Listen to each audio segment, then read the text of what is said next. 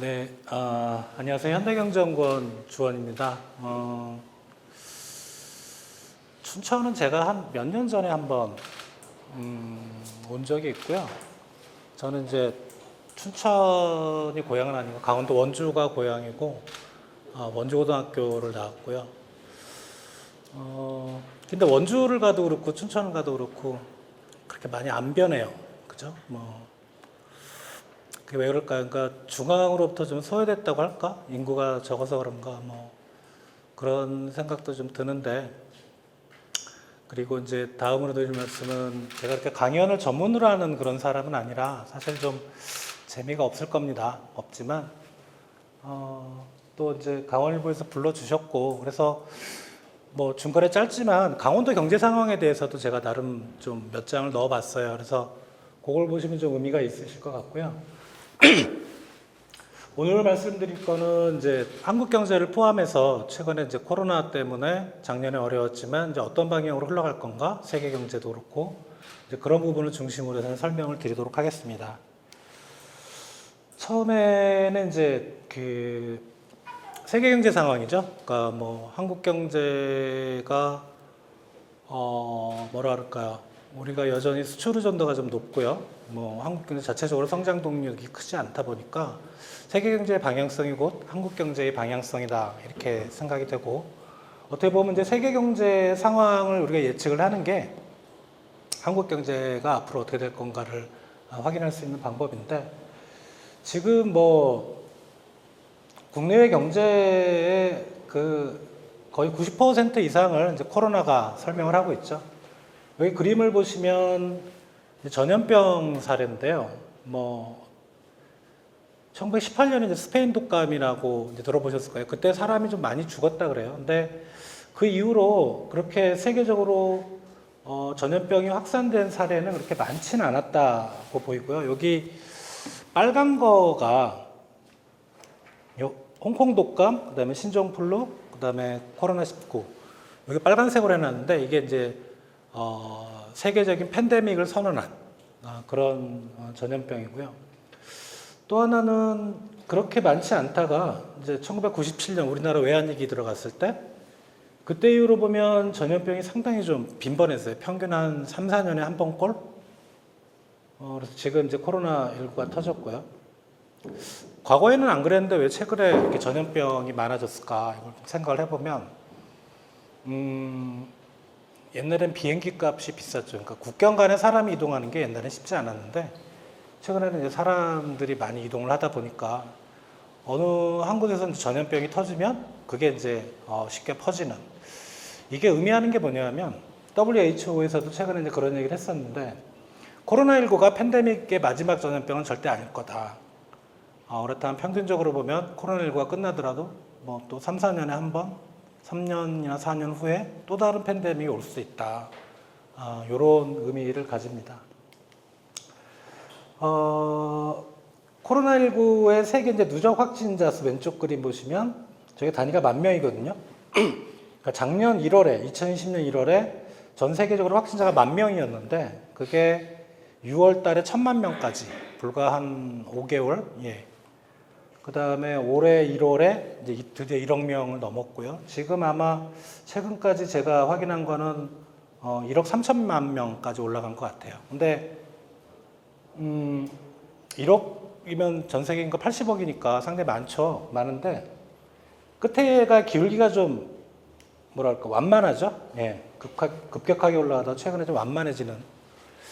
이게 어느 쪽에서 그러냐면 이제 오른쪽에 미국 쪽 보시면 신규 확진자 수가 올해 1월 초만 해도 하루에 25만 명씩 늘어났어요. 근데 최근에는 이제 5만 명 정도로 많이 줄었고요. 상상이 안 가죠. 저희가 지금 500명 나오는데 5,000명도 아니고 5만 명이면 우리나라에서 5만 명 나오면 감당할 수 없었겠죠. 그러니까 미국이 많이 줄고 있다는 게 상당히 좀 긍정적인 시그널입니다. 괜찮고요. 근데 지금 유럽, EU라든가 이런 나라들 보면 사실은 좀 오히려 올라가고 있어요. 그래서 미국은 뒤쪽에 좀 설명을 드릴 텐데 경제 상황이 상당히 개선되는 걸로 우리가 예측을 이제 올해는 하고 있고요.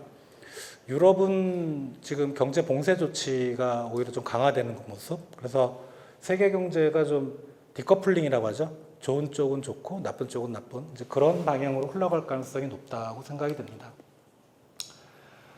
올해 얘기 말고요. 작년에 이제 세계 경제 상황이 얼마나 어려웠냐면 왼쪽에 이제 세계 경제 성장률인데요. 보면 마이너스가 나왔던 적이 없습니다. 오일 쇼크 때도 마이너스가 안 나왔고요. 금융위기 때 살짝 마이너스가 나왔는데 올해 한 마이너스 3%대. 작년에 한 마이너스 3%대를 예상하고 있고요.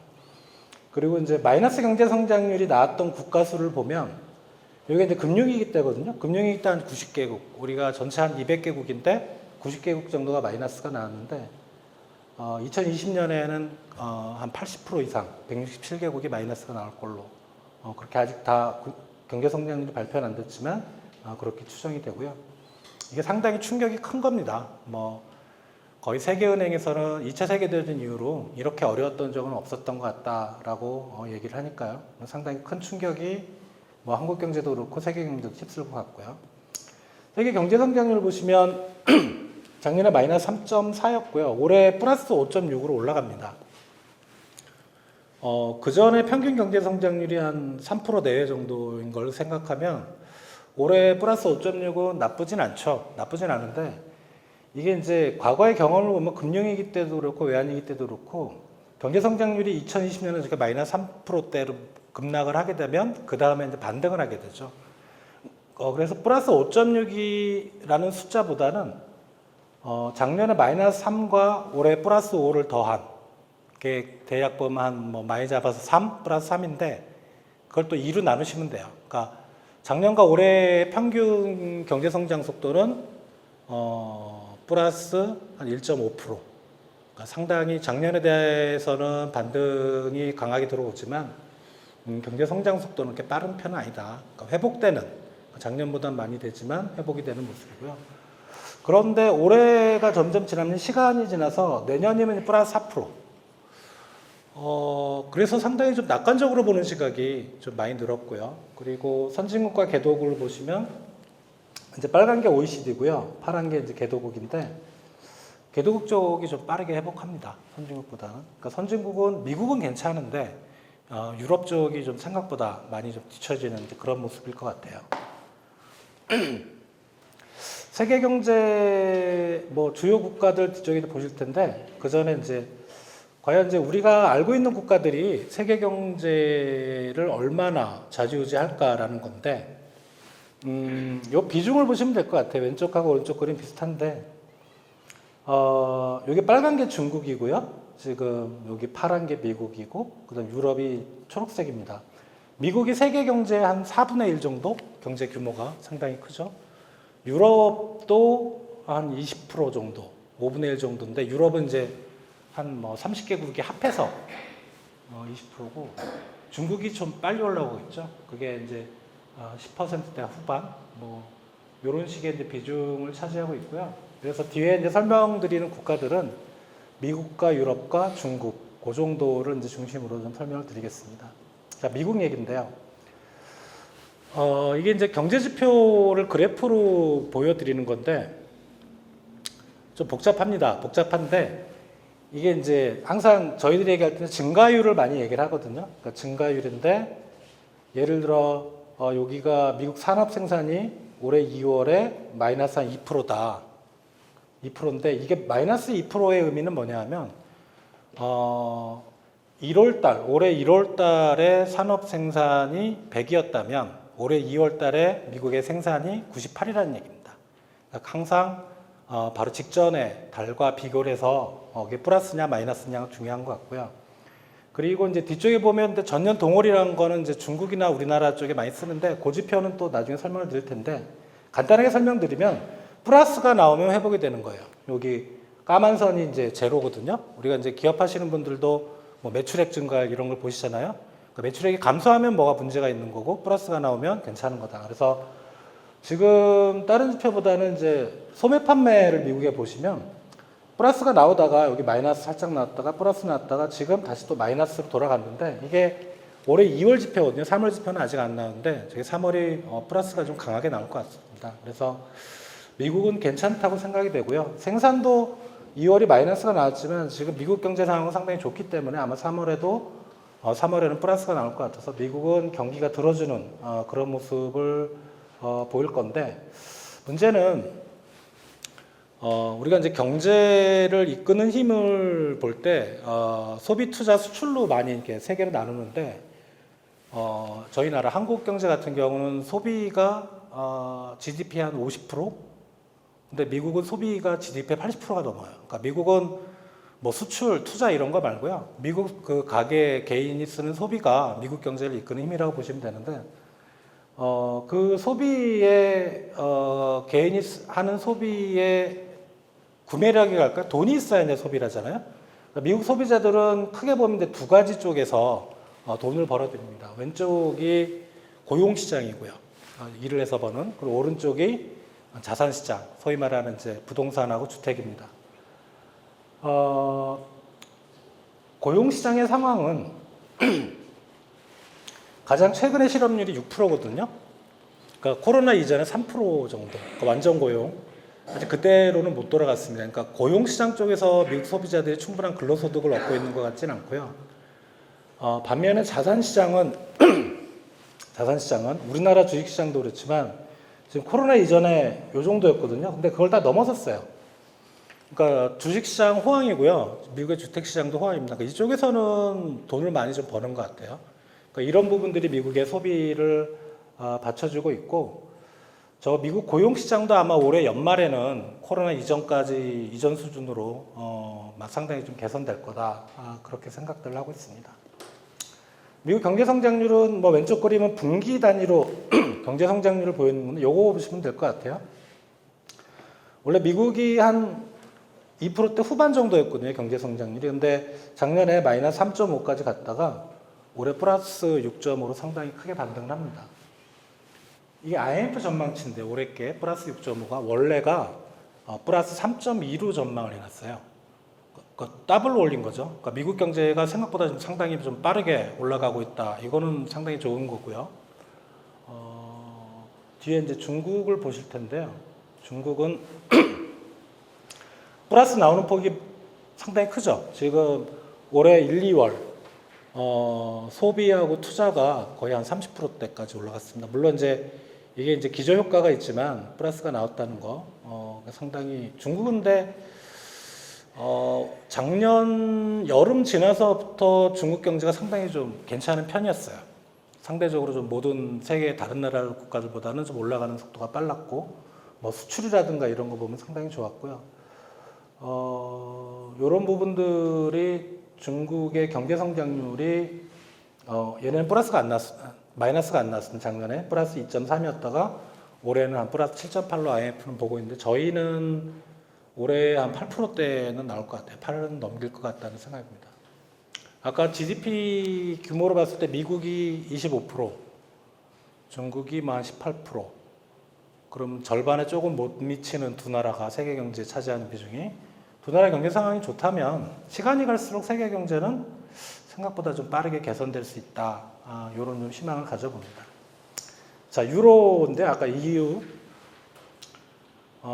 중국하고 미국하고 비해서 경제 지표가 상당히 좀 힘이 없죠. 그러니까 소비도 안 좋고요, 얘네는. 그리고 확진자 수가 얘네는 오히려 작년 연말부터 해서 좀 늘어나고 있습니다. 빠르게. 그러니까 이런 부분들을 고려할 때 유로존은 중국이나 미국에 비해서 유럽 쪽은 상당히 회복 속도가 느릴 거다. 이렇게 생각이 듭니다. 그래서 작년에 마이너스 6.8이었는데요. 뭐 올해는 한 4% 좀 못 미치는 수준, 성장 속도가 상당히 좀 느리게 그렇게 나올 걸로 생각이 되고요.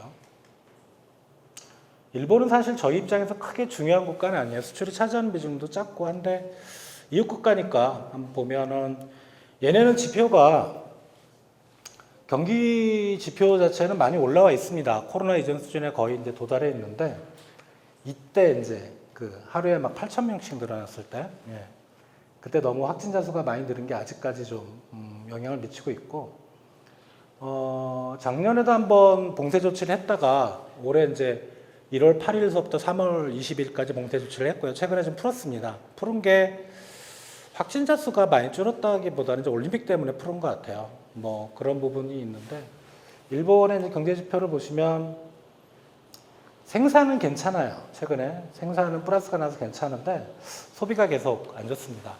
그러니까 저 일본의 생산이 좋은 거는 내수 쪽으로 출하되는 생산보다는 수출 쪽. 지금 대부분의 나라들 수출 경기는 좋거든요. 그러니까 그런 부분들이 일본 산업 생산을 올린 걸로 생각이 됩니다.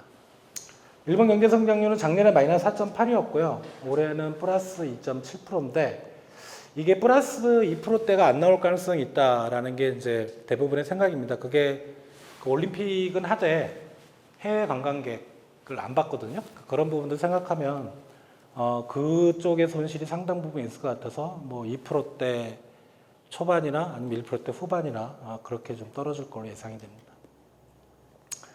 앞에는 이제 주요 국가들이었고 신흥국만 좀 잠깐 보시면 인도하고 브라질이 있는데 모양은 비슷한데 가만히 보시면 브라질보다는 인도가 좀 회복이 빨라요.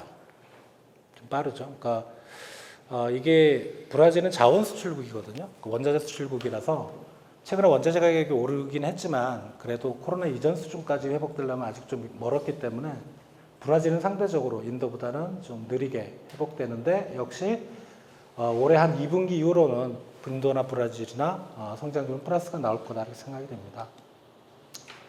요약을 보시면 되는데 뭐 국가별로 올해하고 작년의 경제 성장률인데요. 인도, 중국, 미국 이런 나라들이 좀 빠르고 유로존이 좀 느린 것 같고요. 러시아나 브라질은 성장 속도가 올해 좀 상대적으로 좀 낮은 수준을 기록할 거로 생각이 됩니다. 여기까지 이제 글로벌 경제를 보셨고요. 지금은 이제 글로벌 쪽의 금융시장이라고 할까요? 뭐 금융 자산시장 쪽을 보시는데 첫 번째가 이제 금리입니다. 이 부분은 이제 우리나라한테 주는 시사점이 상당히 큰데 우리나라의 정책금리라고 하죠. 정책금리는 한국은행에서 기준금리를 결정하고요. 정확히는 한국은행 금융통화위원회에서 기준금리를 결정을 하는데 그 기준금리에 따라서 이제 시장금리가 연동이 되는 거죠. 지금 우리나라 기준금리 정책금리는 플러스 0.5%입니다. 뭐 뒤쪽에 있겠는데. 근데 미국의 정책금리는 이제 미국 연방준비제도 이사회라고 미국의 중앙은행이죠. 거기서 연방기금금리를 정책금리로 삼는데 0%입니다. 0%인데 이게 0에 안 닿아 있죠. 예. 근데 우리는 플러스 0.5라 그래서 숫자를 하나 딱 찍는데 얘네들은 밴드를 줍니다. 그러니까 요거는 0에서 0.25. 0.25 폭으로, 그러니까 0을 하한이라고 그러고 0.1을 상한이라고 하는데 제로금리라고 보시면 되는데요. 미국이 제로금리를 그럼 최근에 제로금리를 했는데 그게 처음이냐? 아닙니다. 글로벌 금융위기 때 했었어요. 그게 2008년부터 해서 한 7년 동안 제로금리를 했었습니다. 그때 너무 어려워서. 근데 그 기간이 지나고 이제 금리를 올렸죠. 뭐 경기가 좋아지니까. 그래서 2018년 12월에 2.5%까지 올렸다가 2019년에 요거는 코로나하고 상관없고 너무 여기가 좀 과열이 되다 보니까 좀 시장을 안정시키겠다 그래서 2019년에 3번 정도 금리를 조금씩 내렸는데 그래서 이렇게 쭉 갈 줄 알았는데 이제 코로나 터지면서 갑자기 여기서 1.75에서 2번에 걸쳐서 제로까지 내려버렸습니다. 내린 건 좋은데 문제는 이제 세상의 관심은 이거 언제 정상으로 복귀하냐는 거죠. 언제 올리냐는 거죠. 미국이 금리를 제로금리까지 내리면서 미국 연준이 이걸 양적 완화라 그러는데 아마 한 번쯤 용어는 들어보셨을 것 같은데 이게 뭐냐면 중앙은행의 입장에서 이제 금리를 제로까지 내렸단 말이에요. 근데 경기가 안 살아나요. 더 내릴 수는 없잖아요. 그죠? 금리를. 근데 뭔가 해야 돼요. 뭔가를 하려면은 방법은 이거밖에 없습니다. 양적 완화. 이게 뭐냐면 미국 연준의 자산이라는 게 있는데 자산 계정이라는 게 있는데 자산이 늘어나는 거예요. 이게 뭐냐면 시중에서 채권을 삽니다. 중앙은행이. 그 채권을 산 채권은 자산으로 해서 늘어나겠죠. 이게 시중에서 채권을 산 규모가 최근에 한 3조 달러 정도 됩니다. 자기가 채권을 가지고 있으니까 미국 연준의 자산은 늘어나고 그럼 반대로 채권을 샀으니까 중앙은행이 돈을 지불해야 되겠죠. 달러가 시장에 이제 풍부해지게 됩니다. 이게 양적 완화라고 하고요. 이런 부분들이 아까 이제 제로금리하고 양적 완화를 통해서 이제 미국이 달러화를 무지 풀고 있는데 문제는 언제 올릴 거냐. 제로금리가 정상적인 상황은 아니거든요. 이게 상당히 중요한 게 지금 우리나라가 가계부채가 어마어마합니다. 우리나라 미국이 정책금리를 올리는 순간 한국은행도 같이 올려버립니다. 안 올리면은 문제가 생기거든요. 그러니까 얘네가 올리는 시점이 상당히 중요해요. 그러니까 우리가 한국은행이 정책금리를 올리면 시중금리도 덩달아 뛰겠죠. 그러니까 시중금리가 막 올라갑니다. 그렇기 때문에 이제 세계 모든 나라들이 우리나라를 포함해서 미국 연준의 이제 금리 정책 방향을 상당히 좀 예의주시하게 보는 거고요. 미국 연준은 이게 요 동그라미 하나가 뭐냐면 그 금리를 결정할 때는 보통 이 동그라미 이게 18개인가? 뭐 대충 18명 정도 되는데 이 18명이 돌아가면서 한 절반 정도가 이제 금리를 결정하는 회의에 참석하고 이 18명에 대해서 뭐 이사도 있고요. 뭐 지방은행 총재도 있고 향후 금리가 어떻게 될 건가를 이제 미국 연준에서 서베이를 합니다. 봤을 때 올해는 18명 전체가 다 제로 금리라고 얘기를 합니다. 그래서 올해 안에는 미국이 금리를 안 올릴 거 가능성이 상당히 높고 바꿔 말하면 우리나라 한국은행도 금리를 안 올린다. 그럼 시중금리는 그렇게 많이 오르지 않는다 이렇게 보시면 되는데 근데 내년 넘어가면 좀 틀리죠. 한 4명 정도가 위쪽으로 올라갑니다. 그리고 23년에는 이게 대충 5명, 7명 정도가 올라가고 있고요. 근데 여기서 제가 장담을 못 드리겠는 게 올해 안에 미국 연준이 금리를 안 올릴까? 이제 미국 연준이 중요하게 생각하는 게 이제 고용시장하고 물가거든요. 미국 내. 고용시장은 올해 연말에 완전 고용 수준으로 돌아갈 것 같아요. 그러면 연말에는 금리를 올릴 수 있죠. 고용시장만 보면. 그리고 미국의 물가가 최근에 상당히 불안합니다. 물론 미국 물가가 불안한 가장 큰 원인은 뭐냐면 시중에 달러가 너무 많이 풀렸어요. 돈이 많기 때문에 돈이 유발하는 인플레. 그러면 지금은 모두 제로금리를 얘기하지만 이게 시간이 가면 갈수록 예를 들어 이게 미국 연준의 이 그 회의가 보통 2, 3개월에 한 번씩 하는데 다음번에 회의할 때는 이 중에서 한두 명 정도 위로 튀지 않을까. 그런 식이라면 올해 연말에는 어떻게 보면 금리를 올리자고 주장하는 사람이 많을 거고 그래서 올해 중에는 금리를 못 올리겠지만 내년 초쯤 되면 미국이 금리를 올릴 가능성이 상당히 좀 높아지고 그런 압력이 높아지지 않을까? 예, 그게 좀 우려가 됩니다. 자, 환율인데요. 이 환율은 이것도 이제 미국 연준의 정책하고 관련이 있어요. 환율이라는 게 뭐냐 하면 우리가 원 달러라 그러잖아요. 원화하고 달러의 교환 비율입니다. 우리나라도 돈을 많이 풀었지만 미국이 달러화 푼 거는 뭐 상상을 초월하죠. 그러다 보니까 달러 가치가 떨어지겠죠. 상대적으로 원화 가치는 올라가고 그래서 이제 원화가 이게 가치가 올라가는 거죠. 1,200원대에서 1,050원대까지 떨어졌는데 최근에는 이제 반대로 가고 있어요. 조금씩 원화 가치가 좀 약세를 보이는데 이거 좀 일시적인 것 같고 바이든이 이제 대규모의 경기 부양책을 쓴다 그랬잖아요. 그 말은 뭐냐면 달러가 시중에 어마어마하게 또 풀린다는 거겠죠. 그 효과 때문에 대부분은 올해 2분기, 3분기, 4분기로 갈수록 원화가 강세를 볼 거다, 떨어진다. 이렇게 생각들을 많이 하고 있고요. 이게 뭐 원화만 그런 게 아니고 유로하고 엔화도 강세 쪽으로 지금 사람들이 생각을 하고 있습니다.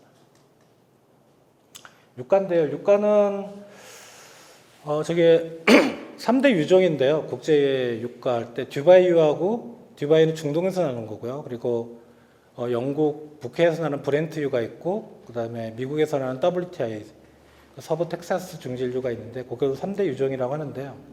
가격은 조금씩 차이는 있는데 비슷합니다. 왼쪽 그림 보시면 코로나 이전에 한 60달러대 배럴당. 근데 배럴이라고 하는데 배럴이 뭔가를 아시나요? 배럴 뭘 의미하는지? 좀 연식이 오래되신 분들은 아마 그 옛날에 그 동네 석유집이라고 있었죠. 석유집 가면은 드럼통이 하나 있었을 겁니다. 예, 그 드럼통 하나를 한 배럴이라고 하고요. 원유 한 배럴당 한 60달러대였는데 지금 60달러대 와 있죠. 예. 근데 코로나 때 4월 20날, 작년 4월 20날 한 배럴당, 그러니까 듀바이 브렌트는 아닌데 WTI가 마이너스 37달러를 기록했어요. 선물 시장에서. 플러스가 아니고. 이게 뭔 말이냐면 37달러라 그러면 석유를 사는데 37달러를 받고 사는 거예요. 그러니까 그만큼 상대적으로 좀 석유 시장이 상당히 안 좋았었고요. 저게 이론상으로는 저도 배웠었는데 저런 가격이 나오는 건 처음 봤어요. 그러니까 저게 보관 비용 때문에 그런다고 해요. 그러니까 일시적으로 좀 그런 얘기가 있었는데 아무튼 올라갔습니다. 올라가서 지금 배럴당 60달러대 정도 보고 있고요. 세계 원유 수요 전망을 보면 이게 작년에 상당히 안 좋았죠. 이게 코로나 이전에 저 단위가 뭐냐면은 뭐 단위가 100만 달러인데 대략 1억 배럴이라고 보시면 돼요. 하루에 드럼통 1억 개가 소비가 돼요. 전 세계적으로. 근데 저게 1억 배럴 이 라인을 회복하는 게 올해는 힘들 것 같고 아마 내년 정도? 예, 내년 정도나 될 것 같습니다. 국제 유가 전망인데 저희 연구원에서 하는 건 아니고 EIA라는 기관에서 한 걸 했는데 대략 작년에 평균이 한 40달러대 내외였다면 올해는 한 60달러대를 보고 있는데 얘네는 좀 신중해서 일부에서는 올해 100달러까지 보고 있는 데도 있어요. 그러니까 투자은행 쪽에서는. 그러니까 유가가 오르는 게 최근에 좀 심상치 않아서 그럴 가능성도 있다. 근데 100달러가 되려면 전제 조건이 뭐냐, 오펙이 공급량을 늘리지 말아야 됩니다. 그러니까 오펙에서 공급량을 늘려버리면 100달러까지는 어려울 것 같고 아마 요건 좀 낮은 감이 있고요. 저희들은 배럴당 한 70달러 내외 그 정도로 예상을 하고 있습니다.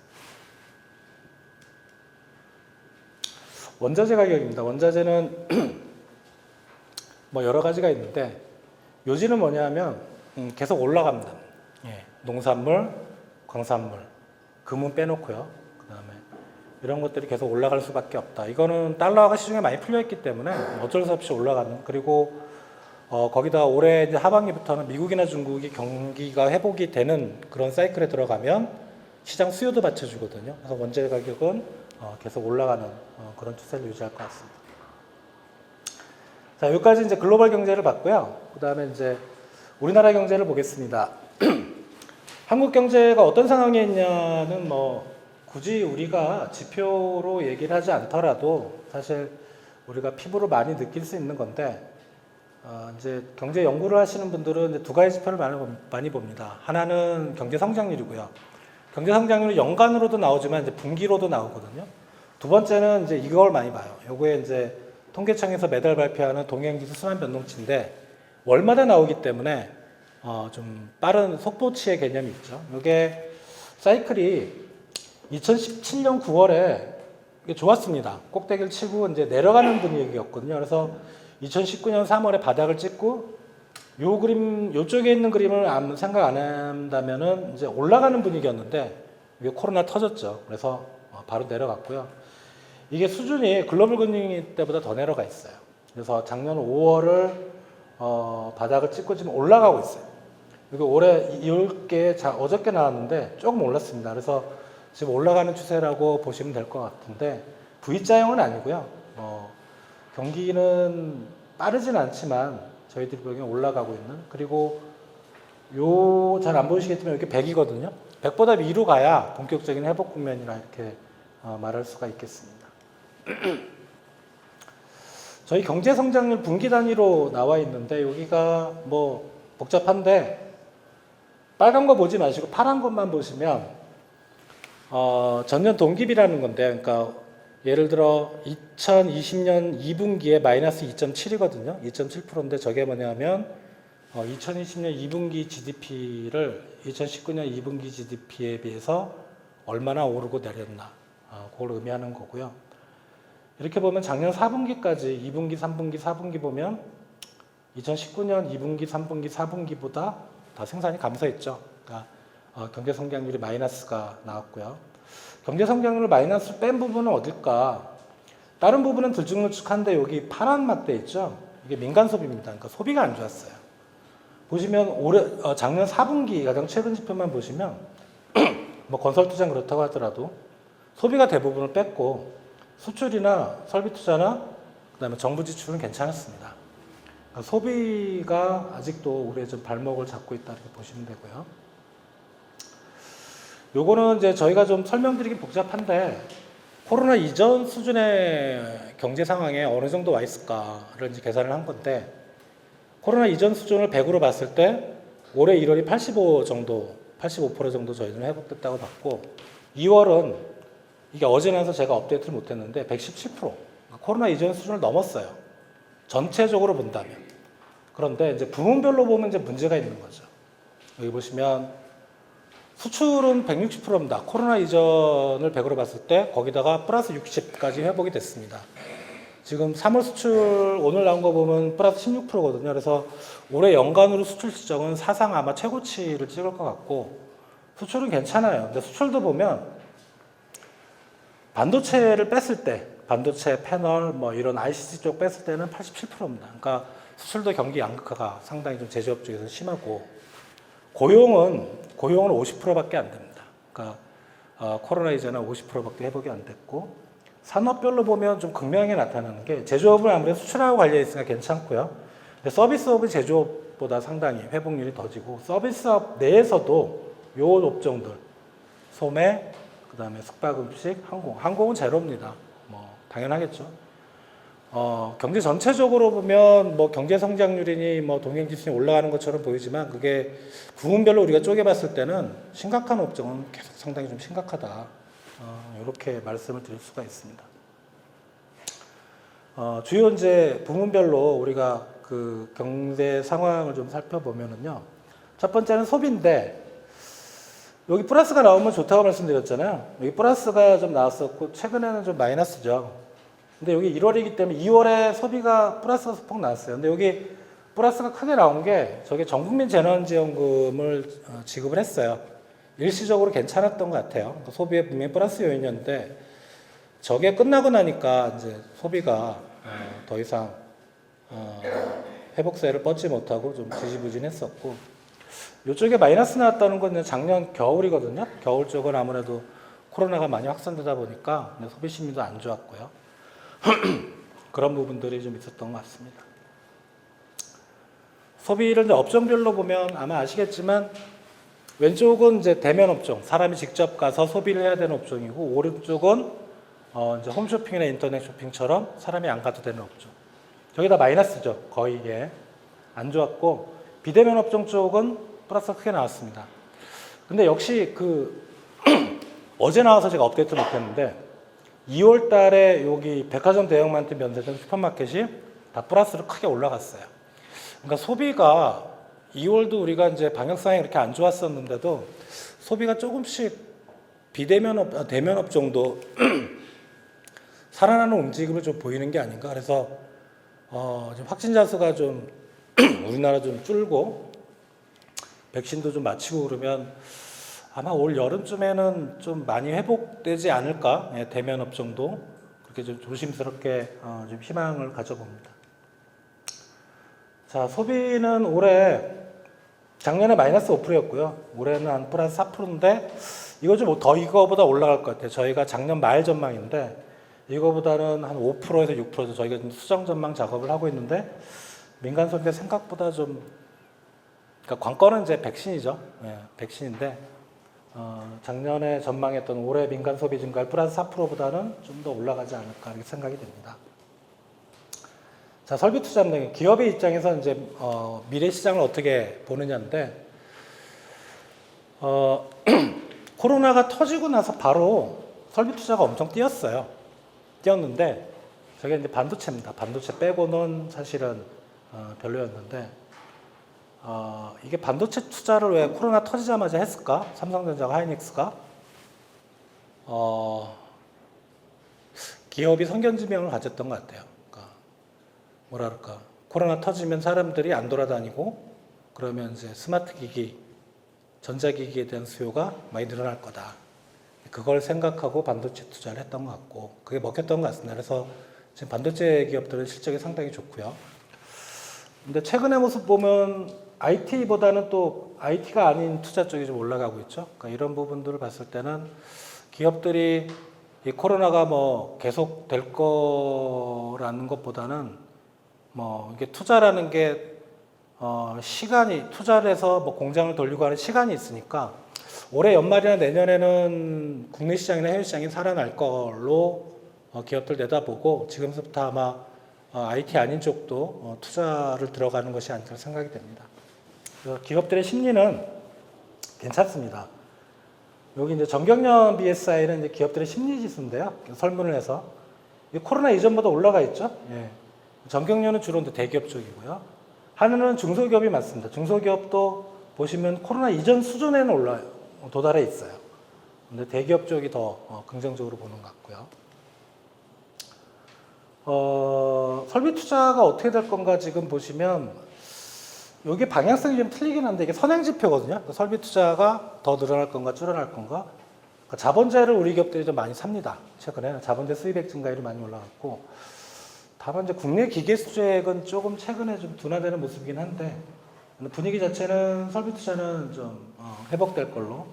역시 작년 연말에 저희가 플러스 5.9로 해놨는데 설비 투자는 작년에도 마이너스가 안 났어요. 플러스 6.8이었고요. 아마 여기에 절반은 아마 반도체일 겁니다. 올해 저희가 한 7에서 8% 정도는 설비 투자가 올라가지 않을까 생각이 됩니다. 건설 시장인데 건설 시장은 이게 지표가 두 개가 있는데 건설 기성이라는 게 있고 건설 수주라는 게 있습니다. 건설 기성은 이미 만들어진 거. 그러니까 어떻게 보면 그냥 동행 지금의 건설 경기 상황인데 여기 보시면 작년 상반기까지는 토목을 중심으로 좀 괜찮았어요. 괜찮았는데 하반기 갈수록 좀 약하죠. 마이너스 나오고 이게 코로나 터지니까 정부에서 토목은 이제 공공발주가 대부분입니다. 정부 SOC에서는 상반기에 막 발주를 했던 것 같고요. 그게 이제 추경을 하면서 그 SOE 예산을 상반기에 땡겼던 걸 하반기 집행할 부분까지 올렸어야 되는데 작년에 했던 추경들 곰곰이 생각해 보시면 그런 것보다는 이제 뭐 재난지원금, 소상공인지원 이쪽이다 보니까 정부 발주가 작년 하반기에는 좀 많이 취약했습니다. 그래서 하반기에는 전반적으로 좀 안 좋았고 또 건축도 아시겠지만 이제 부동산 규제가 지금 몇 개가 나왔죠? 세다가 말았는데 한 23개까지 세다가 말았는데 뭐 그런 부분도 있었고 건축 부분도 상당히 안 좋았는데 근데 앞으로가 더 중요하죠. 뭐 동행보다는 수주입니다. 건설 수주에. 그러니까 지금 수주를 받으면 이제 그걸 들어가서 공사를 하고 그게 이제 건설 경기로 이어지겠죠. 근데 최근의 모습 보시면 건축 쪽이 오히려 좋아요. 토목보다는. 건축 쪽에서 부동산 규제 들어간다 왜 그럴까? 곰곰이 생각을 해보면 이제 부동산 규제라는 건 부동산 시장에 영향을 미치는 거고요. 건축 부분하는 기업의 입장에서는 짐은 되거든요. 그러니까 짐은 미분양 없이 팔린다는 얘기거든요. 그러니까 부동산 가격은 계속 올랐고 그런 부분 때문에 이제 건축 부분 발주가 꽤 늘어난 것 같고 그리고 작년 하반기부터 정부가 이제 공공 공급, 뭐 공공 아파트 이런 쪽의 공급 전략을 발표를 하고 이러다 보니까 건축 쪽이 조금 살아나나 이런 생각도 했었는데 최근에 이제 LH 사태 터지면서 그게 좀 상당히 좀 지연될 가능성도 있긴 하고요. 그래서 아무튼 올해는 플러스 나올 것 같습니다. 건설 투자는 뭐 이런 걸로 생각을 해볼 때. 자, 수출입니다. 수출은 왼쪽 그림이 좀 복잡한데 요거는 여기 증가율이 지금 코로나 때문에 마이너스 한 30%까지 작년 4월에 수출이 떨어졌다가 지금 한 10%대 3월께 오늘 아침에 나왔는데 3월 우리나라 수출이 플러스 16%까지 올라갔습니다. 괜찮습니다. 괜찮은데 다만 이게 물량이 늘은 게 아니에요. 물량은 오히려 감소하고 있는데 단가가 올라가서 수출이 괜찮은 건데 이게 본격적으로 수출이 좋아지려면 이제 물량까지 늘어줘야 되죠. 그래서 물량은 제 생각에는 한 올해 3분기 정도는 플러스로 돌 것 같아요. 분명히. 단가도 플러스세를 유지하면 올해 하반기에 수출 증가율은 상당히 좀 높아질 것 같다는 생각입니다. 우리나라 중국 수출이 많이 받쳐줬고요. 작년부터. 유럽 쪽도 많이 올라왔고 뭐 미국도 플러스를 주요 수출 시장은 괜찮은 것 같아요. 그래서 코로나 때문에 우리나라 제품에 대한 수요가 작년 상반기에는 별로 안 좋았는데 하반기부터 살아나면서 이렇게 가고 있다. 요거는 더 이어질 거로 생각이 됩니다.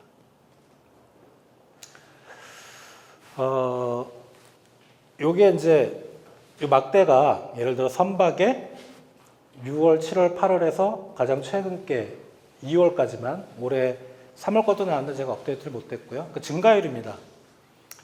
보시면 선박은 이렇게 많이 괜찮아졌죠. 예. 그래서 우리 조선업은 회복되는 국면으로 들어가는 건 분명한 것 같아요. 예. 조선업은 괜찮다고 생각이 들고 구조조정을 또 많이 했었고, 그리고 지금 뭐 수에즈나 사태 보시면 이제 중국산 선박 잘 안 쓸라 그래요. 안 쓸라 그러고 또 일본도 우리보다는 기술력이 떨어진다고 하는 거 보면 아마 우리나라 그 조선사들에 대한 발주가 저는 많이 늘 걸로. 그래서 조선업 쪽은 괜찮고요. 근데 나머지 쪽 보면은 자동차는 좀 그렇긴 한데 여기 동그라미로 해놓은 빨간 거 요쪽만 좋습니다. 2월까지는. 예. 요 동그라미 4개 해놓은 게 이게 IT죠. 예. 그쪽 수출은 되게 좋았어요. 유화나 철강, 뭐 석유화학, 석유 제품 안 좋았는데 3월에는 석유화학도 좋아졌습니다. 그래서 그 단가가 올라서, 예. 그러니까 유가가 오르면 석유화학 제품의 단가도 올라가게 돼 있거든요. 그래서 그런 부분들이 있을 때 IT 쪽이 좀 견인을 했었고 지금은 이제 석유화학이나 철강 쪽까지 좋아질 걸로 수출은 그렇습니다. 그래서 작년에 마이너스 5%였는데요. 근데 2019년에 마이너스 10%.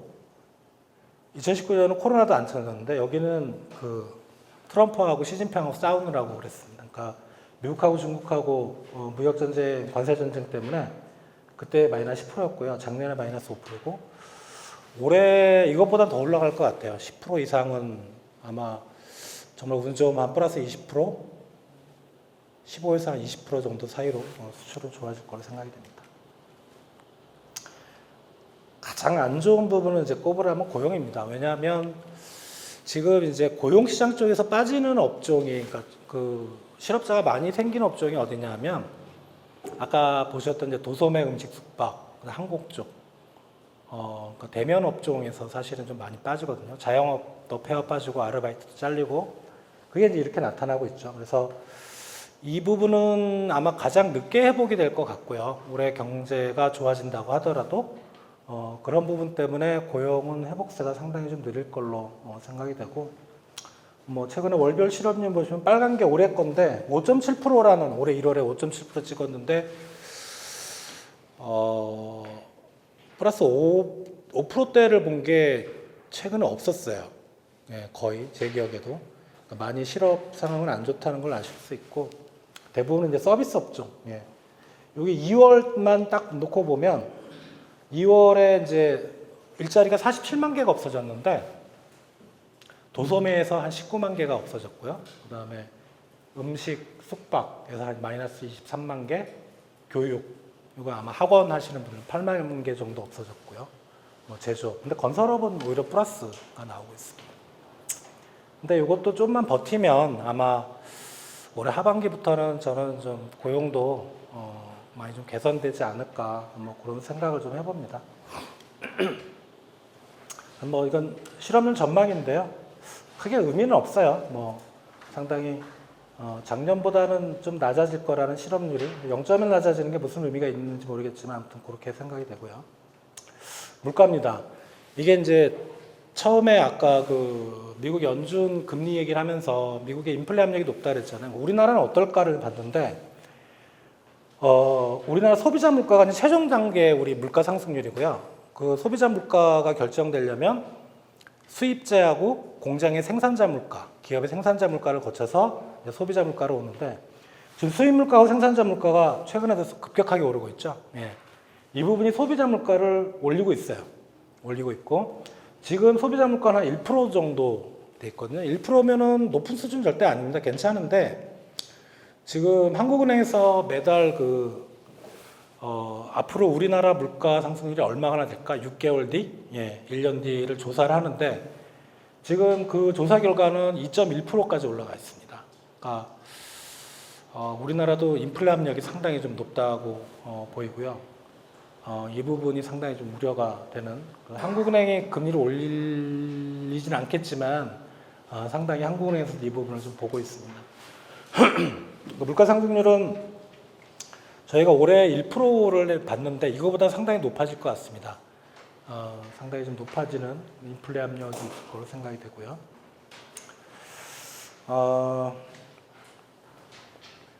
근데 제가 강원도에 왔으니까요. 강원도 경기도인데 지역 경제 지표는 상당히 좀 업데이트가 느립니다. 그래서 올해 1분기 얘기를 말씀을 드렸으면 좋은데 4분기까지밖에는 안 돼 있더라고요. 억지로 하면 뭐 1월, 2월 정도 되는데 이게 큰 의미는 없을 것 같고, 일단 강원도의 어떤 산업 구조를 보실 건데요. 왼쪽은 이제 전국 우리나라 경제 전체고, 이게 강원도인데 특징이 제조업 비중이 낮고 서비스업 비중이 상당히 높습니다. 그럴 수밖에 없겠죠. 예. 그리고 건설업 비중이 생각보다 높아요. 전국 평균에 비해서. 그런데 강원도의 그 산업 구조의 핵심은 서비스업 쪽이라고 보이고요. 서비스업 쪽에서의 비중을 보시면 여기 빨간색으로 해놓은 게 4.6%.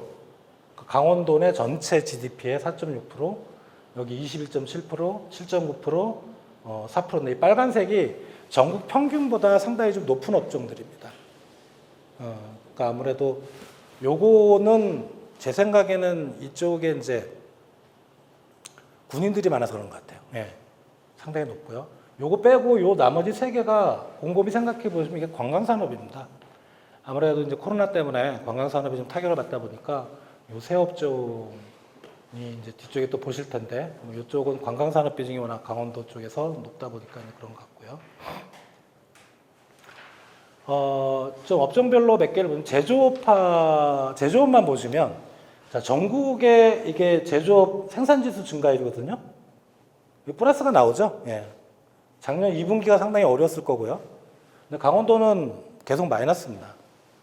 2분기는 전국 평균치보다 더 밑으로 내려갔었고, 상당히 좀 마이너스. 그러니까 제조업은 강원도가 상당히 전국 평균에 비해서 타격을 좀 많이 받았고, 서비스업은 오히려 반대였던 것 같아요. 전반적으로 볼 때 강원도가 오히려 작년 하반기에는 서비스업이 건설업, 예, 말을 잘못했네. 건설업은 강원도 쪽이 전국 평균보다는 괜찮았던 것 같은데, 작년 4분기만 놓고 보면 토목은 안 좋았어요. 근데 건축은 좀 좋았던 걸로 보이고요. 강원도 쪽만 놓고 봤을 때. 그리고 정부 쪽보다는 민간 발주가 이쪽에 좀 집중이 됐던 것 같습니다. 자, 서비스업은 이게 전국 평균도 지금 마이너스인데 강원도는 마이너스 폭이 더 크죠. 예. 어쩔 수가 없는 것 같아요. 그러니까 그런 관광산업, 예, 관광산업이 이게 이제 코로나 이전을 100으로 봤을 때 얼마큼 회복이 됐을까? 100에 못 미치는 업종들이 이제 이런 업종들, 예, 서비스업 내 아직도 좀 어려움을 겪고 있는 걸로 이렇게 보입니다.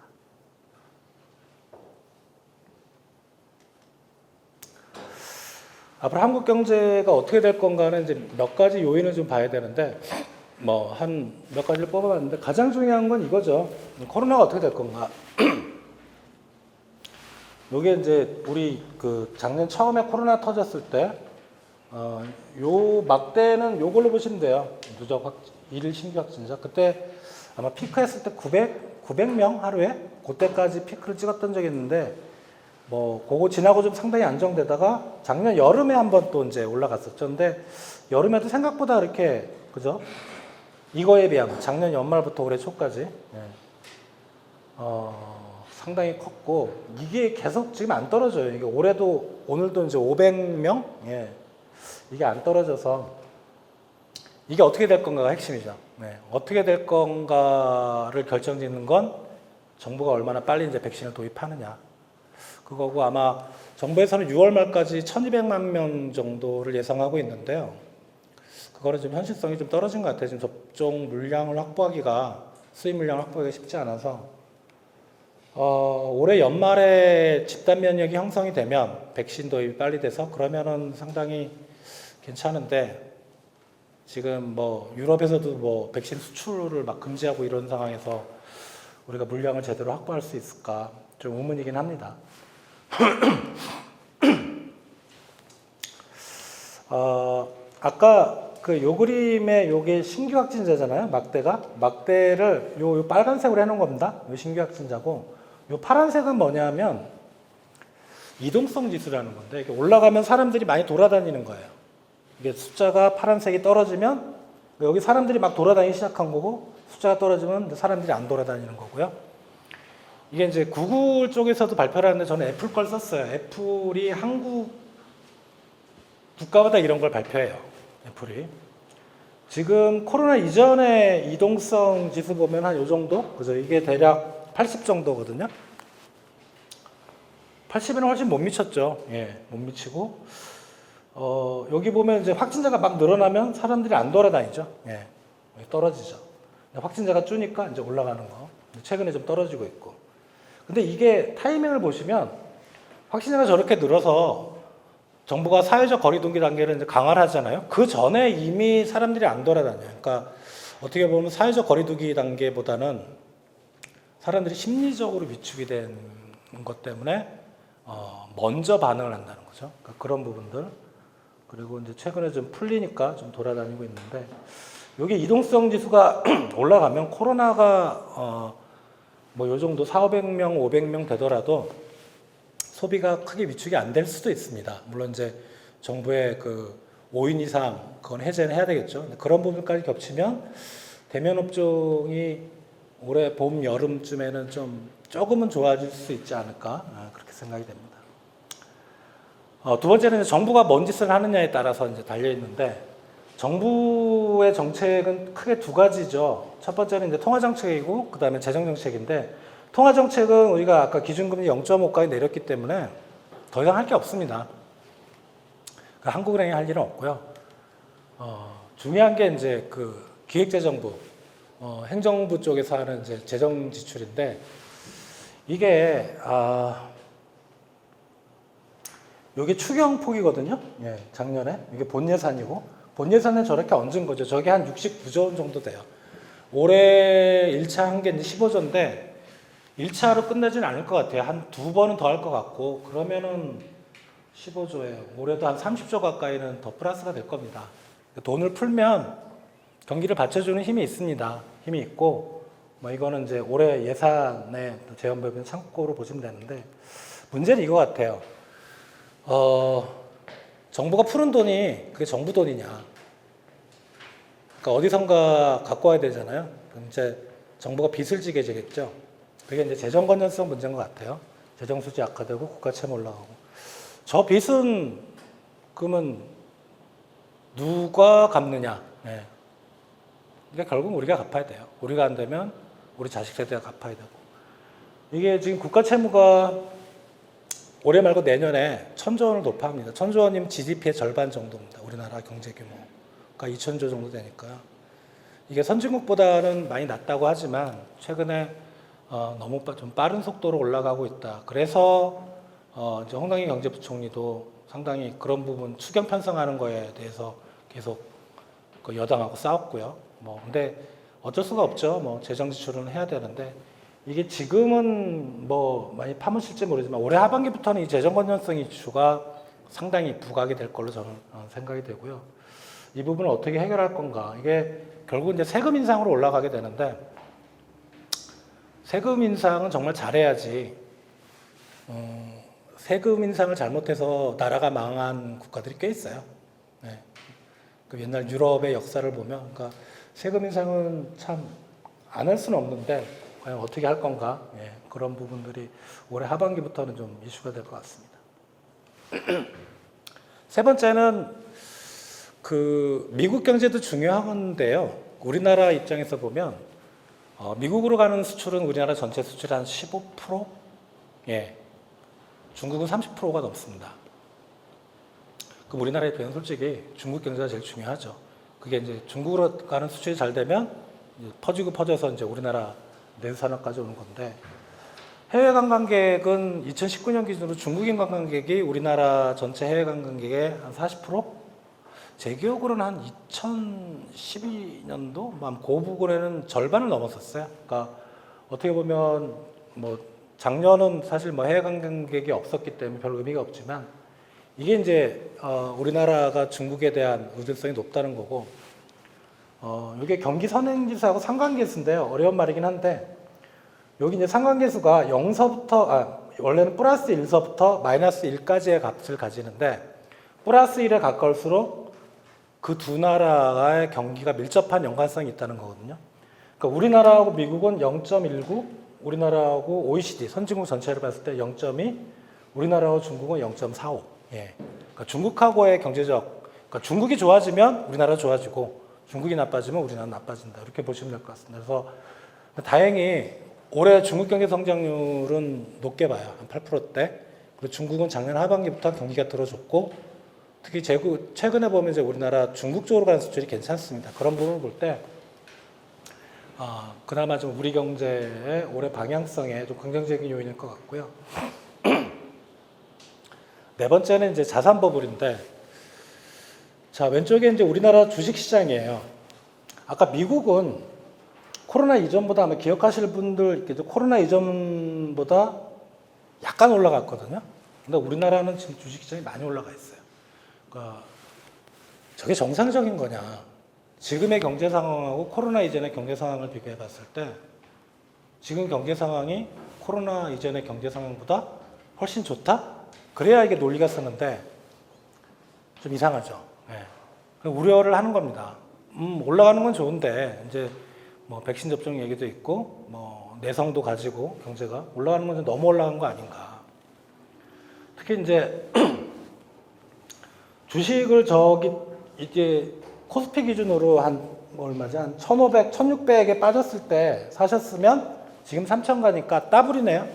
보통 평균적으로 봤을 때 더블의 수익률을 100%의 수익률을 얻으셨을 텐데 비트코인은 이게 지금 정확히 숫자는 안 나오는데 한 7배 정도 됩니다. 그러니까 작년 코로나 터졌을 때 사셨으면 수익률이 700%입니다. 이게 버블인 거죠. 전형적인. 오늘 비트코인이 아마 7천만 원을 넘었나? 예, 코인 하나 더 우리나라 가격으로. 작년에 1,000만 원이 안 됐던 적도 있어요. 비트코인 가격이. 이게 정상적인 건가? 주가는 2배가 뛰고. 근데 이게 그러면 꺼진다는 얘기냐? 그렇게 질문하실 수 있는데 또 그것도 장담을 못 해드려요. 그러니까 달러 유동성이 지금 버텨주고 있고 우리나라도 돈을 많이 풀었고 그럼 당장은 꺼지긴 좀 어렵다고 생각이 돼요. 돈이 갈 데가 없거든요. 또 부동산 시장은 막아놨고 근데 조심은 해야 됩니다. 저렇게 급격하게 올라간 건 경험상 급격하게 떨어지게 돼 있어요. 그런 부분을 생각하실 때 이 버블이 꺼지는 시기는 아마 금리가 올라가는 시기가 되지 않을까라고 개인적으로 한번 생각을 해봅니다. 다섯 번째는 이제 바이드노믹스인데요. 사실 개인적으로 저는 트럼프를 그렇게 마음에 들어하지 않았어요. 양아치 같았고, 근데 트럼프하고 바이든의 기조가 서로 다른 부분도 있는데 비슷한 부분도 있습니다. 첫 번째는 거시 정책은 같아요.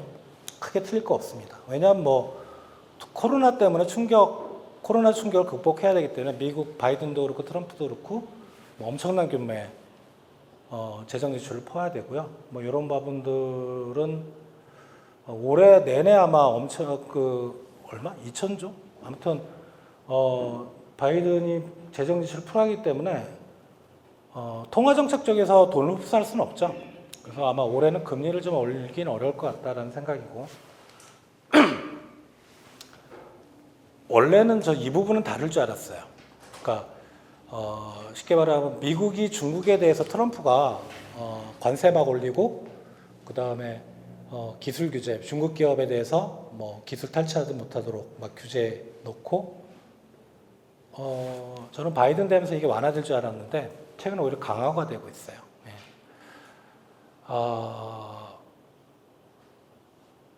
좀 의외인데, 그러니까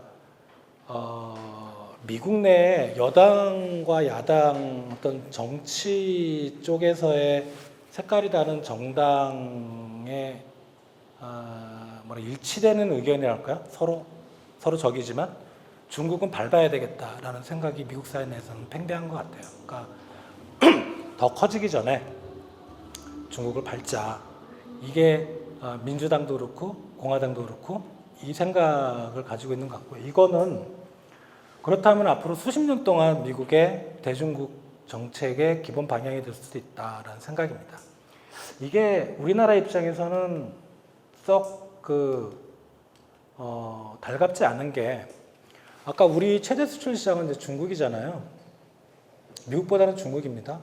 근데 미국이 중국을 견제를 하면서 통상 정책도 있지만 외교 안보 쪽도 같이 우리나라한테 자꾸 압력을 넣는 것 같아요. 그러니까 쿼드도 그렇고 그다음에 미국 주도의 CPTPP 일종의 이제 FTA인데 중국 주도의 RCEP 둘 중에 우리나라 보고 이제 하나를 선택해라 이런 압력이 저는 들어온다고 생각이 되고요. 쉽게 말하면 우리가 어떤 행동을 해줄 거냐면 중국 시장 비중을 확 줄이고 다른 데로 가라. 거기서 생산하지 말고 중국으로 수출하지 말고 그리고 중국의 IT 기업들하고 거래를 하지 말고 이제 그런 압력이 들어올 걸로 아마 지금 코로나 때문에 잠잠해 그런 건 없지만 앞으로 시간이 지나면 그런 게 좀 거세지지 않을까 그런 생각을 가져봅니다. 마지막으로 이제 바이든노믹스의 에너지 산업 정책인데 요거는 우리나라는 그냥 통틀어서 대통령 선거할 때 뭐 합해서 몇 표 나왔냐 이게 중요한데 미국은 좀 선거제도가 특이하다 그래요. 뭐 주마다 선거인단 수도 틀리고 그래서 주에서 이게 선택을 하게 돼 있는데 여기 이제 빨간색으로 된 게 공화당이에요. 개수로 보면 공화당이 저 주가 한 50개 정도 되나요? 공화당이 개수가 더 많아요. 그러면 트럼프가 재선에 성공하는 게 맞는데 주마다 선거인단 수가 많이 차이가 나니까. 예를 들어 뭐 캘리포니아주 같은 경우 몇십 명인데 예를 들어 뭐 여기 뭐 작은 주들은 뭐 몇 명 이러다 보니까 그 선거인단 수로 가중치를 하다 보니까 이제 바이든이 됐고요. 요걸 이유는 뭐냐면 공화당이 이긴 그러니까 빨간색의 요 주들을 보시면 그 다른 공화당이 이겼던 주들보다 좀 트럼프의 득표율이 되게 높습니다. 그죠? 다른 데는 한 59%인데 뭐 텍사스 빼놓고는 60%대가 넘잖아요. 요 주들의 트럼프 지지가 강했던 미국 주들의 특징이 뭐냐면 화석연료하고 관련이 있어요. 화석연료를 생산하거나 아니면 석유화학 단지가 있다던가. 바이든이 이제 대통령 공약으로 내세운 게 화석연료 못 쓰게 하겠다. 거든요. 그러니까 신재생 에너지 쪽. 그러다 보니까 위기의식을 가졌던 것 같고, 바이든이 정말 되니까, 파리 기후변화 협약, 트럼프가 탈퇴했던 거 다시 가입하겠다 그러고, 신재생 에너지 쪽에 이제 엄청 많이 돈을 쓰겠다. 그리고 탄소세를 매기겠다. 이런 정책도 쓰는 거죠. 근데 탄소세가 미국 내에 있는 기업들만 매기면 좋은데, 이제 그게 탄소 교역세? 뭐 대충 그런 이름으로 우리가 예를 들어 뭐 자동차를 미국에 판다. 근데 자동차를 만들어 갈 때 에너지도 쓰고 뭐 많이 하면 탄소가 나오잖아요. 그런 걸 세금으로 매기겠다는 거예요. 그러니까 그런 부분들은 사실 우리나라 입장에서 상당히 좀 안 좋은 거죠. 예. 그래서 이런 쪽에 대한 어떤 세계 경제 에너지 산업 구조가 크게 뒤흔들릴 가능성이 있다라고 생각이 되고요. 네 번째 이제 요인은 다 봤고 한국 경제는 어떻게 될 건가? 저는 괜찮다고 봐요. 이렇게 올라가면. 근데 아직까지는 우리나라 경제 연구하시는 분들은 좀 한 60% 정도는 부정적으로 보시는 분들이 좀 더 많습니다. 저보다는. 그건 참고로 말씀드리면 저희는 올해 하반기쯤에는 좀 괜찮고요. 백신만 좀 빨리 들어오면 더 빨리 회복될 수도 있다. 그렇게 생각이 됩니다. 그래서 작년에 우리 연간으로 마이너스 1% 나왔는데요. 저희가 플러스 3%로 올해 전망을 했는데 저는 요거보다 많이 올라갈 것 같아요. 한 3.5, 많이 보면 한 4, 이 정도까지는 올해 한국 경제가 크게 반등을 할 걸로 생각이 됩니다. 그리고 이제 주요 국내 기관들의 한국 경제 성장률 전망치입니다. 대부분 이쪽에 몰려 있고요. 3%대 초반에 여기는 그 이제 글로벌 투자은행이라든가 무디스라든가 피치, S&P 이런 쪽은 좀 높게 보고 있는 상황입니다. 참고로 보시고요.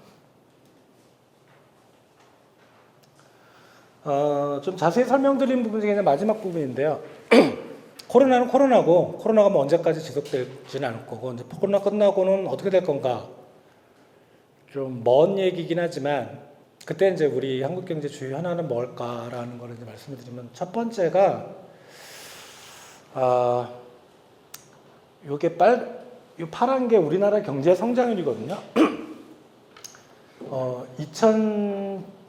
2000년대 초반에 우리 경제 성장률이 한 5% 정도 됐었어요. 근데 지금이 여기쯤이죠. 2%대 중반이고 앞으로 시작되는 5년 동안은 2%. 그 다음에 26년, 30년 연평균으로는 1.7%. 1.7%인데 미국의 그때 경제 성장률 추정치를 보면 우리보다 높아요. 1.9%. 그러니까 우리 경제 성장률이 미국보다 성장률이 낮다? 이건 상당히 좀 심각하거든요. 예, 심각합니다. 그러니까 상당히 우리 성장 동력이 떨어진다는 얘기인데 떨어지는 이유는 뭐냐면 다른 부분이 아니고요. 인구가 줍니다. 지금 고용 상황이 안 좋다고 하는데 저게 이제 정상적인 경제로 궤도로 들어가면 작년에 아마 그 수능본 인구가 갑자기 뭐 몇십만 명이 줄었다 그랬죠. 그런 상황이 이제 지속이 되는 겁니다. 젊은 계층이 없어져요. 점점점. 사람들이 이제 그 결혼도 안 하고 출산율이 낮아지다 보니까 일할 사람이 없는 게 이제 우리나라 경제 성장률을 떨어뜨리는 가장 큰 핵심이 되는 거죠. 두 번째 하나는 뭐냐면 왼쪽 그림은 뭐 그냥 참고로 보시면 되고요. 글로벌 경제 위기가 지금 우리 외환위기, 그 다음에 2001년에 아마 그 미국 트레이드 센터 무너진 거, 그리고 우리나라 카드채 사태가 2003년에 있었고요. 금융위기, 유럽 재정위기인데 요게 뭐가 있었냐면 여기 중국이 갑자기 경제가 흔들린 적이 있었습니다. 그때 우리 수출이 한 2년 동안 마이너스 나온 적이 있거든요. 그리고 트럼프 때 이제 미중 간의 경제 갈등으로 세계 경제 성장 자체가 위협받았던 거, 그리고 코로나 위기. 이게 평균 내보면 경제 위기가 글로벌 경제 위기가 한 3년, 3.4년에 한 번씩은 돌아옵니다. 그럼 코로나 끝나고 뭐 올해 내년은 좋지만 그 다음에 또 다른 위기가 올 수 있지 않을까? 근데 위기는 연달아서 뭉쳐서 오더라고요. 또 보면 동아시아 외환위기, 9.11 카드채 위기, 그다음 금융위기, 다음에 유럽 재정위기. 이게 뭘 의미하냐면 위기가 선행위기와 후행위기라는 게 있는데 앞에 위기가 터지면 많은 나라들이 돈을 풉니다. 그럼 이제 경제가 좋아지면 이제 돈을 걷어들여야 되겠죠. 그게 나이스하게 못 걷어들여요. 꼭 부작용을 만드는 거죠. 급격하게 걷어들여서 예를 들어 남미 같은 데서 뭐 디폴트가 난다든가 그런 위기가 코로나 다음에도 올 수도 있다. 신흥국 위기를 말하는 사람들의 이제 주요 근거는 이런 겁니다. 풀려진 유동성이 돈이 다시 이제 들어가야 되는데 그때 위험한 곳이 어딜까? 아무래도 신흥국이지 않을까? 이제 그런 생각들을 많이 해서 이런 위기의 가능성을 이제 말씀드리는 거고요. 아까 중국 경제 좋다 그랬는데 중국 경제가 한국을 위협하는 요인이 있습니다. 이겁니다. 왼쪽에 이제 제조업 경쟁력 지수라는 게 있는데요. 유엔에서 순위입니다. 2005년만 해도 중국이 16위였고요. 우리나라가 7위였는데 지금은 중국이 우리나라를 앞섰어요. 우리나라도 많이 올라가긴 했는데 그리고 이제 과학기술 격차가 2008년에 저게 한 3년, 2년, 2점 몇 년 차이가 우리가 앞섰는데 2018년 기준으로는 중국하고 한국이 똑같아졌습니다. 전기차 같은 경우는요, 현대가 지금 노력을 하고 있는데 중국 기술이 저희보다 낮습니다. 높습니다. 훨씬. 예. 그게 뭐 상당히 중국은 유인 우주선을 쏘아 올렸죠. 그런 부분을 볼 때 미래 기술도 우리나라보다는 중국이 더 앞서가고 있다 이렇게 생각이 되고요. 지금 10년 전, 20년 전, 30년 전 우리나라 주력산업 10대 주력산업 상위 10개를 딱 이렇게 리스트를 뽑아보면요, 바뀌지 않았어요. 똑같습니다. 그럼 이제 새로운 산업이 필요한데 새로운 산업들이 나타나는 게 이런 거죠. 예. 전기차, OLED, 바이오헬스, 2차 전지. 많이 최근에 작년 2020년까지 통계 보면 많이 올라갔어요. 예, 수출이 많이 늘었는데 금액은 많은 것 같은데 우리나라 수출의 10%도 안 됩니다. 그러니까 이 부분들이 좀 올라가 줘야 되는데 뭐 계속 비중은 높아질 것 같지만 아직 기존의 주력 산업을 대체할 만한 그런 힘은 없다. 그래 뉴딜 정책, 뉴딜은 방향성은 잘 잡은 것 같아요. 미국의 에너지 산업 정책하고 거의 맞아떨어지는 것 같아서 이런 부분들이 그러니까 이렇게 대규모의 국책 사업을 한 적은 없었거든요. 그 정부가 최근에 그러니까 이런 부분들의 어떤 기회가 있을 거로 생각이 되고요. 참고로 보시면 되고 우리 경제 위험 요인은 그겁니다. 아까 이제 미국이 그 파리 기후 변화 협약을 재가입하고 신재생 에너지 쪽 그다음에 키우고 그다음에 탄소 배출이 많은 석탄이나 석유화학 쪽을 안 쓰겠다. 이제 바뀌어야 되거든요. 예, 그러니까 에너지 그렇게 되면은 탄소 거래세 수출과 수입을 할 때 비용이 많이 들어가니까 우리나라 기업들도 바뀌어야 됩니다. 에너지 쪽은 요 그림은 아닌데 에너지 쪽은 우리가 석탄 화력 발전이 상당히 높은데 그거 어떻게 해서 낮출 수 있어요. 목표치를 접근시킬 수 있을 것 같아요. 뭐 정한되면은 원전을 다시 쓰면 되거든요. 근데 이 산업 구조는 우리가 2050년에 탄소 배출, 순 배출 제로 전략을 쓰는데 못 맞춰요. 제가 보기에는. 왜냐하면 탄소 배출이 많은 산업이 이제 중화학공업인데 여기 보시면 다른 선진국들에 비해서 우리나라 중화학공업이 상당히 높죠. 저걸 탄소 배출 중립으로 맞추려면 중화학공업을 죽여야 된다는 얘기인데 그럴 수는 없죠. 예. 그러니까 이 부분은 상당히 아마 정부도 고민이 많을 것 같아요. 에너지 쪽은 괜찮은데 왜냐하면 정부가 컨트롤할 수 있는 부분이거든요. 에너지가 민영화가 됐다고 하지만 정부가 컨트롤할 수 있는데 이 민간이 지고 있는 중화학공업은 상당히 어렵다. 참고로 우리나라 중화학공업 중에 탄소 배출이 제일 많은 데는 철강입니다. 그래서 지금 포스코가 뭐 난리죠. 네, 뭐 한다고. 그리고 석유화학 많을 거고. 의외로 IT 쪽도 많고요. 비금속 광물 높은데 여긴 뭐냐면 시멘트입니다. 시멘트를 만들 때 탄소 배출이 많다고 합니다. 그러니까 이 부분 우리가 2050년이면 많이 남은 것 같지만 얼마 안 남았거든요. 30년? 30년 안에 맞출 수가 있을까. 네. 좀 이 부분이 한국 경제 성장을 오히려 떨어뜨릴 수 있는 그런 요인이 될 수도 있겠다고 생각이 듭니다. 마지막으로 이제 정리를 하면서 이제 말씀을 드리면요. 이건 정부 쪽 얘기입니다. 사실 뭐 기업인 분들이 많기 때문에 뭐 여러 가지를 해놨지만 이제 개인마다의 생각은 틀려요. 경제를 연구하시는 분들마다 생각은 틀리는데 저는 전 국민한테 보편적으로 기본소득을 주는 건 반대입니다. 예. 줄 때는 분명 소비가 늘어나는 효과는 분명히 있는데 그게 돌지 않는다는 거죠. 예. 그래서 정말 어려운 계층과 어려운 부분을 중심으로 해서 왜냐하면 정부가 땅 파서 돈을 만드는 건 아니잖아요. 정부도 뭔가 세수가 있어야 그리고 무한정 국민들한테 세금을 거둘 수는 없으니까 재정은 한계가 있습니다. 그럼 이제 어려운 분들이 버티는 쪽으로 정부가 좀 더 신경을 썼으면 하고요. 저하고 반대 생각을 가지고 있는 사람도 꽤 많습니다. 재난기본소득은 많이 줄수록 좋다 이렇게 생각하시는 분들 많은데 저는 기본적으로 그렇게 생각하고요. 뒤쪽은 이제 기업분들한테 말씀드리는 건요. 아까 한국 경제가 올해 하반기부터 뭐 좋아진다 저는 긍정적으로 보긴 했는데 이게 또 업종마다 많이 틀립니다. 그래서 올해까지는 좀 허리띠를 졸라매야 되는 그런 업종들이 대부분일 걸로 생각이 되고요. 물론 이제 수출 대기업 쪽은 괜찮은데 나머지 좀 그렇게 되고 그리고 지금 뭐 주식시장, 환율시장 되게 변동성이 엄청 커요. 그런 부분들을 좀 고려를 하실 수 있으면 기업을 운영하실 때 생각을 해주시면 좋겠고요. 60%의 사람들은 비관적이지만 저는 40% 쪽에 있기 때문에 그렇다고 시장이 계속 나쁠 거라는 거를 가지고 기업을 운영하시면 안 될 것 같고 저는 하반기는 좀 국내 시장도 그렇고 해외 시장도 좋아질 거라고 분명히 생각을 하고 있거든요. 그러니까 그런 부분도 좀 경제 지표라든가 시장 상황이라고 생각하시면서 좀 희망을 가지셨으면 좋겠고요. 물론 이제 뭐 수출하시는 기업분들 얘기로는 잘 되는 쪽에 했으면 좋겠어요.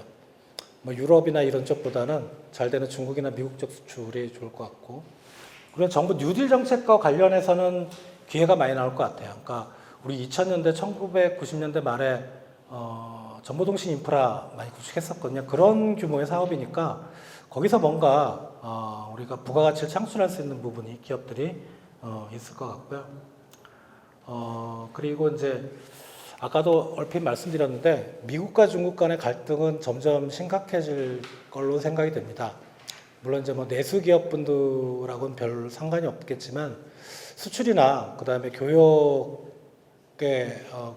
영위하시는 분들은 그런 상황도 좀 고려를 하셔야 될 걸로 그렇게 생각이 됩니다. 여기까지 발표를 다 했고요. 혹시 질문이 있으시면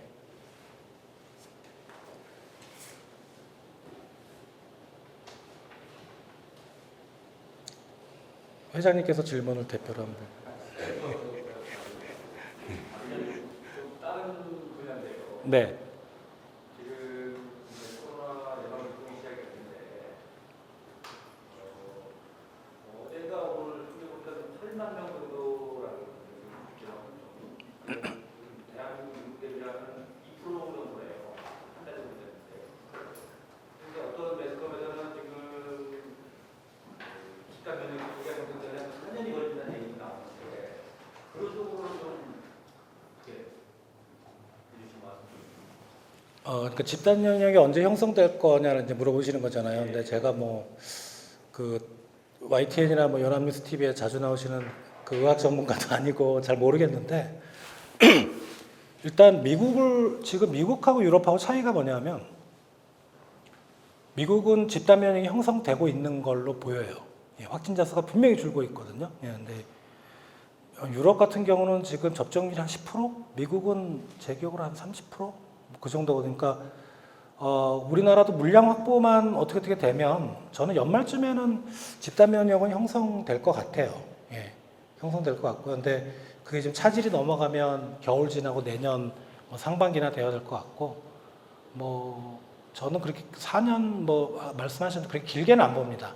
아마 코로나 요게 한 길어야 1년? 1년 정도 저는 좀 고생하시면 될 걸로 생각이 됩니다. 그리고 하나 더 질문은 경제 분야가 아닌데 하나 더 질문은 지금 저희가 이제 코로나 터지기 전에 일본 주관자들과 이거 보면 매년 한 번씩 여기 연락처가 왔잖아요. 예. 근데 지금 코로나도 지금 감기 일종이라고 네. 얘기를 하는데 이게 그 독감처럼 예방 주사를 매년 한 번씩 맞아야지 이게 학자가 계속 적용이 돼가지고 건지 아니면 한 번 맞으면 몇 년 동안 유지가 되는 건지 그런 거에 따라서 사실은 좀 이제 우리 저 같은 경우는 건설업종에 있는 사람들은 사실 많이 좀 민감한 예, 그거는 이제 그 많이 연구들을 하고 있는데 들리는 얘기하면 매년 맞아야 될 것 같던데요. 매년 맞는데 이게 코로나19가 만약에 소멸이 된 이후에는 전 국민이 그렇게 대량 접종할 필요는 없다 그래요.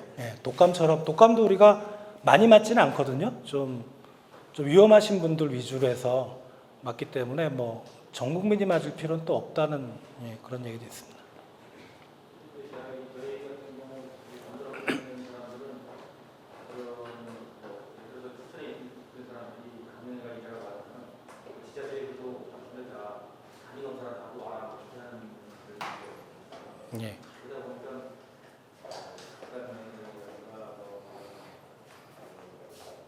백신이 한번 맞으면 몸 속에 형성되어 있는 확진을 근데 매스컴에서 사실 그런 걸 별로 그게 안 나오고 그렇죠. 그러니까 몇 명 나왔니 몇명 그러니까 거기 연구가 이제 진행되는 게 지금 모든 나라들이 맞기 시작했으니까 사실 1년 정도 지나봐야 이제 그게 얼마나 지속될지는 그때 가봐야 알 것 같아요. 그렇습니다.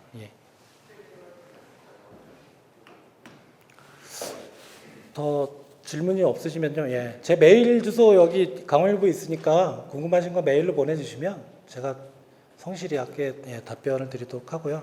재미없었죠? 저녁 막 드시고 오셨는데 졸립고 아무튼 어렵지만 다들 그 열심히들 현업에서 하고 계시고 안 어려운 기업은 없는 것 같아요. 그죠? 뭐 아주 우리 큰 기업들 빼놓고 다 어렵습니다. 어렵지만 조금만 참으시면 될 것 같아요. 개인적인 생각으로 뭐 고생들 많이 하셨고요. 조금만 더 고생하시면 될 거라 생각합니다. 감사합니다.